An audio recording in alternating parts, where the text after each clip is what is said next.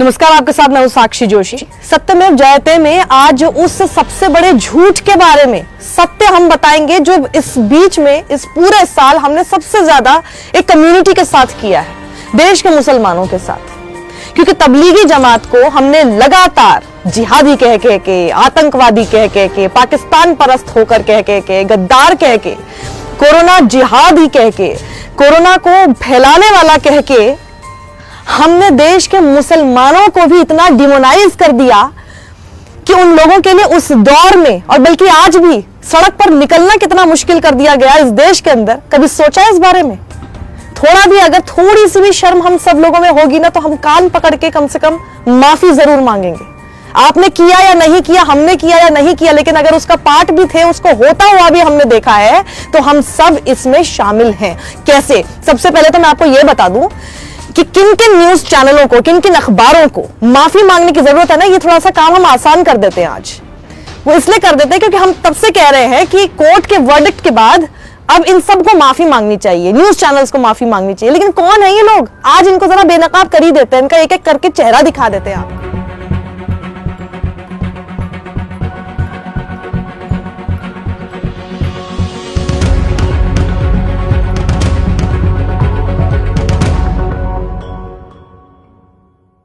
सबसे पहले तो मिलिए इस आदमी से आप। दिन भर देश में सिर्फ और सिर्फ नफरत जहर फैलाने वाला ये आदमी जो कहता है अपने आप को एडिटर, कहता है अपने आप को जर्नलिस्ट, लेकिन जर्नलिज्म का जे भी इसके किसी काम में कहीं दिखाई नहीं देता। इस आदमी से शुरुआत मैं कर लेती हूं। चेहरा देखकर ही समझ गए होंगे कि किस तरह की भाषा का इस्तेमाल किया था इसने। अब सुन लीजिए, आप लोगों ने शायद देखा ही होगा इसको। अब सुनिए कि इसने क्या कहा था। इसने ये कहा था 31 मार्च को अपने शो बिंदास बोल में, कोरोना जिहाद से देश बचाओ, तबलीगी जमात को बैन किया जाए नरेंद्र मोदी। अगर भारत की मस्जिद से हिंदुस्तानियों को खतरा है और कोरोना वायरस लेकर घूमने वाले मानव बम खुलेआम घूम रहे हैं तो क्या आप इसे कोरोना जिहाद नहीं कहेंगे? 6 की मौत हुई थी उस वक्त तेलंगाना में। उनके बारे में किसी को कोई सिंपैथी नहीं थी और ये आदमी ये काम कर रहा था, उनको एक तरह से टेररिस्ट बुला रहा था। Can you beat that? आगे बढ़ूं उससे पहले आपको बता देती हूं कि चीफ मेट्रोपॉलिटन मैजिस्ट्रेट ने क्या कहा है।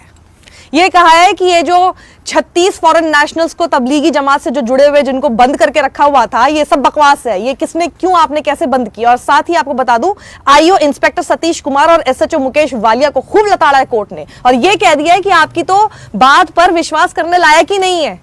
क्योंकि एक तरफ आप ये कह रहे हैं कि आप रोज मरकज जा रहे थे, राइट? उन्होंने कहा कि आप मरकज जा रहे थे, लेकिन आप ही को एक्चुअल नंबर ऑफ पर्सन्स भी नहीं पता है। अगर आप रोज मरकज जा रहे थे तो आपको एक्चुअल नंबर ऑफ पर्सन्स पता होना चाहिए था, लेकिन आप झूठ बोल रहे हैं कि आप रोज मरकज जाते थे। और अगर आप झूठ बोल रहे हैं आप मरकज जा रहे हैं तो आप उन लोगों की पहचान कैसे कर सकते हैं? और बहुत बड़ी बात कोर्ट ने यह कही है अपने जजमेंट में कि आपने किसी को पहचाना नहीं, किसी की टेस्ट आइडेंटिफिकेशन परेड नहीं की। ये तो किसी का, एक आम आदमी को भी पता है कि टेस्ट आइडेंटिफिकेशन परेड किसी भी अक्यूज की करनी ही होती है। बिना उसके आपने लगभग 2500 लोगों में से 900 से ऊपर लोगों को ऐसे ही पहचान लिया? नहीं, कोर्ट ने यह माना है और कहा है कि आपने गृह मंत्रालय की तरफ से प्रोवाइड की गई लिस्ट के आधार पर चेरी पिक कर लिया कहीं को, जो उस वक्त थे भी नहीं। उस कहे हुए उस समय के अंतराल में वो वहां पर मौजूद भी नहीं थे। कितना बड़ा घोटाला था ये! क्यों किया गया? किसके कहने पे किया गया? गृह मंत्रालय का इसके अंदर क्यों इन्वॉल्वमेंट था? क्या ये एक तरह से एक धर्म को डिमोनाइज करके अपनी जो खामियां थी, जो आप हैंडल नहीं कर पा रहे एक पैंडेमिक के समय पर, आपने उसको छुपाने की कोशिश की और उसका हथियार एक तरह से आपने बनाया? सारे न्यूज चैनल्स और अखबार को, पूरी मीडिया मशीनरी से उसका इस्तेमाल किया गया। अब देखिए दूसरा शख्स, इंडिया टीवी ने एक स्पिटिंग के ऊपर स्टोरी चलाई थी और ये कहा था, वीडियो चलाया कि ये एक एंटीडोट की तरह काम करेगा कोरोना वायरस का। ये कोई मौलाना था जिसका वीडियो उन्होंने रिपीट मोड में और खूब यूट्यूब वगैरह पे डाला। इन्होंने ऐसे करके चलाया। अब आपको बताते हैं, ऑल्ट न्यूज ने एक फैक्ट चेक किया, जो कि एक यूट्यूब चैनल है IRC TV, जिसने 2017 में ये वीडियो डाला था। ये मौलाना का नाम है फैज सईद और ये बता रहे हैं 2017 में याद रखिएगा, तब कोई कोरोना नहीं था।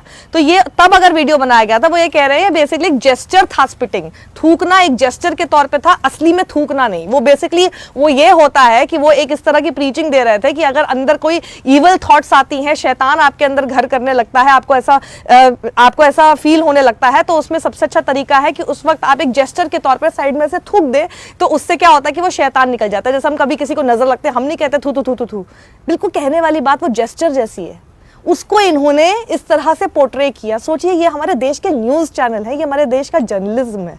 बताइए, तीसरा number TV9 Bharatvarsh. TV9 Bharatvarsh ने एक वायरल वीडियो चलाया था मुस्लिम वेंडर का, आपको याद होगा, जो कि अपने अंगूठे को उस वक्त लिक कर रहा था और फ्रूट्स बेच रहा था। इस तरह का एक वीडियो आया था और ये कहा गया था कि ये कोरोना अपराधी है और ये जानबूझकर ऐसा कर रहा है, बिना ये सब चीजें देखे कि आपने ये देखा भी कि ये कब का वीडियो है। कोई भी कुछ भी व्हाट्सएप पे वायरल आ जाता है, सब व्हाट्सएप यूनिवर्सिटी के छात्र बने हुए हैं। मध्य प्रदेश की सरकार ने, मध्य प्रदेश की पुलिस ने वहां पर FIR भी कर दी उस आदमी के खिलाफ जिसका नाम शेरू खान था। पता चला कि ये वीडियो तो फरवरी का है। फरवरी में तो हमारा देश भी पैंडेमिक से नहीं लड़ रहा था, ये तब का है, लेकिन उस वेंडर को जरूर पता है कि कोरोना कैसे फैलाना है। ये इनका हाल है। चौथी जिसने गलती की और जिसको अब माफी मांगनी चाहिए, दोबारा से सुरेश चौहान के आ गए। उसी शाम को, जो मैंने आपको पहले बताया, उस दिन उन्होंने कोरोना जिहाद के नाम से शो चला दिया। अब देखिए, जी न्यूज का ताल ठोक के, बड़ी ताल ठोकते हैं ये। इन्होंने वसीम रिजवी को बिठा लिया, जो कि चेयरमैन है यूपी शिया वक्फ बोर्ड के, जो पता है सबको कि बीजेपी की लाइन बोलते हैं।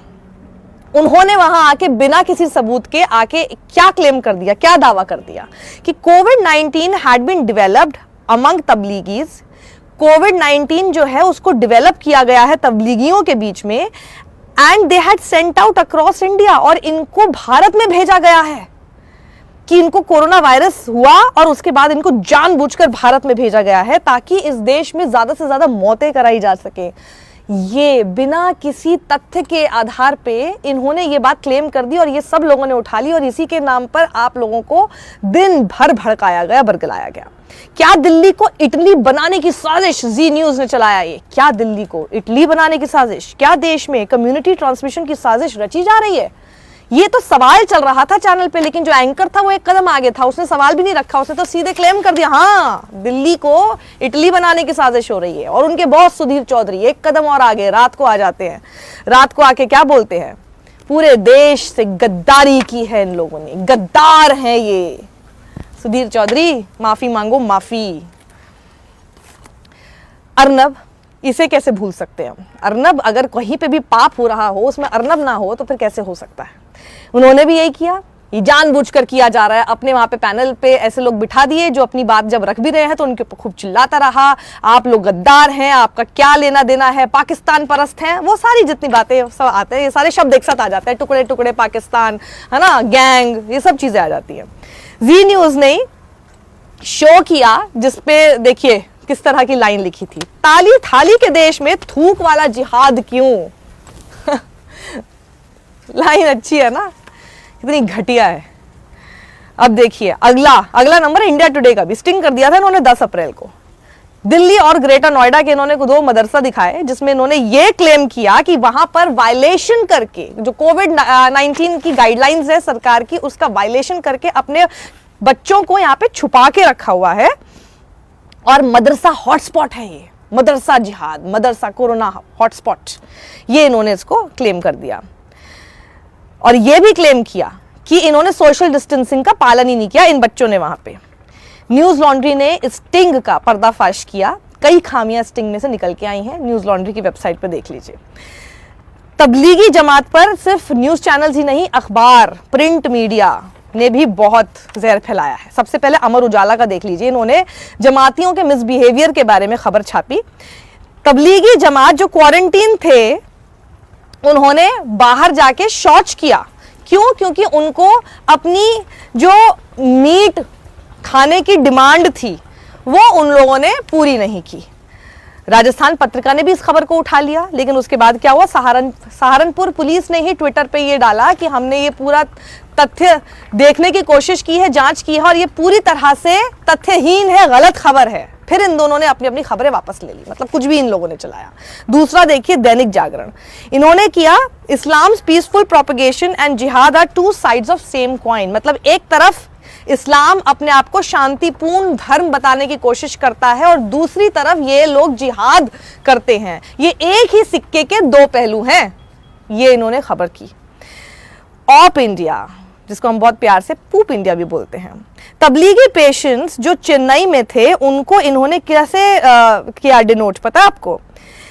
that they made Islamic gesture popularized by ISIS। अपनी 4 फिंगर उठा के एक उन्होंने तस्वीर डाल दी, उनकी 4 फिंगर उठाए हुए तस्वीर डाल दी, मतलब आप कुछ भी उंगली उठा के कुछ तस्वीर डालेंगे, देख लीजिएगा भैया किसी आईसिस किसी के साथ तो नहीं जुड़ा हुआ, वरना आपको भी जोड़ देंगे।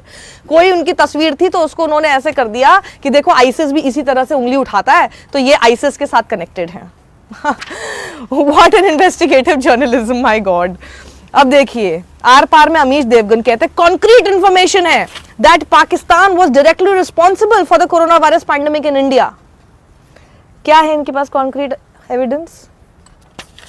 सबूत ये था कि पाकिस्तान से तबलीगी जमात के कुछ लोग मौजूद थे। अच्छा, उसमें 2 पाकिस्तानी भी थे। पाकिस्तानी मतलब ISI, पाकिस्तानी मतलब आतंकवादी। तो वो 2 आतंकवादी वहां पर मौजूद थे और कोई ना कोई साजिश रच रहे थे। अमीश देवगन, जबरदस्त जर्नलिज्म, वाओ।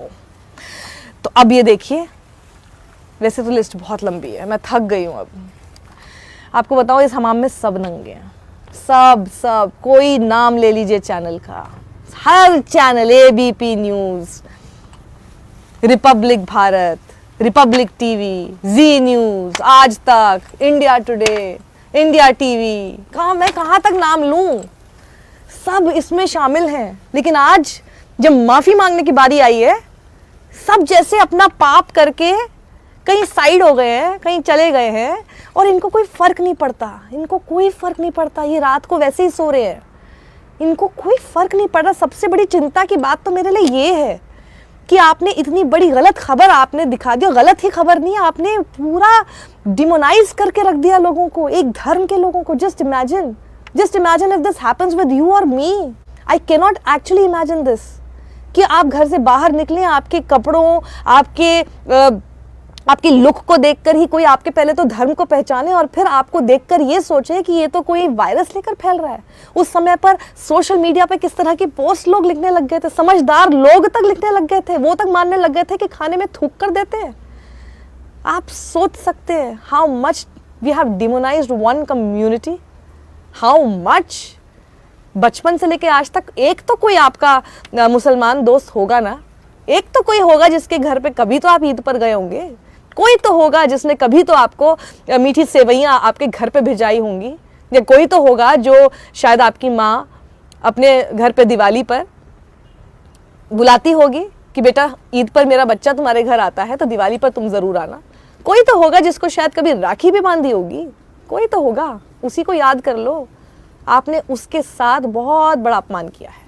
अगर आपके मन में थोड़ी सी भी शर्म है ना, आपने किया या नहीं किया, इसको ठीक कर सकते हैं तो करने की कोशिश कीजिए, वरना वो दिन बिल्कुल दूर नहीं है। जैसे आज मुसलमानों के बाद अब सिखों के बारे में क्या क्या कहा जा रहा है, वो दिन दूर नहीं है जब आप भी उस फेहरिस्त में होंगे। और उस वक्त let me remind you once again, बहुत देर हो चुकी होगी, सॉरी। और उस वक्त मुझे आपसे कोई सिंपैथी भी नहीं होगी, बिल्कुल नहीं होगी, क्योंकि हम लगातार बताते रहे उस वक्त जागने का क्या फ़ायदा जब आपके ऊपर बीती। उस वक्त जागिए ना जब दूसरे के साथ हो रहा है, तब हम कहेंगे ना कि हाँ कुछ तो है दम आपके अंदर।